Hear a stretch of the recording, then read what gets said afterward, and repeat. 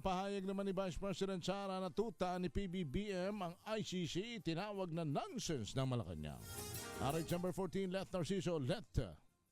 Walang katotohanan, walang basehan at walang saysay. Ganyan inilarawan ng Malacanang ang pahayag ni Vice President Sara Duterte na sinusuportahan umano ni Pangulong Ferdinand Marcos Jr. ang International Criminal Court at gayon din ang ICC sa presidente. Ayon kay Palace Press Officer Claire Castro, maaaring bunga na lamang ng pagkadismaya ang mga binibitiwang pahayag ni VP Sara dahil nililitis ang kanyang ama sa ICC.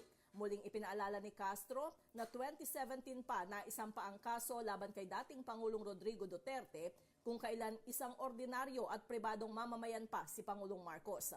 Dagdag ng Palace official, malamang din na ikinalulungkot ng Vice Presidente na ang ICC ay isang impartial court na hindi maaaring gamitan ng impluensya at hindi kayang takutin o pagbantaan ng anumang karahasan. Ang mga sinabi po ni Vice Presidente ay pawang walang katotohanan, useless, baseless, nonsense.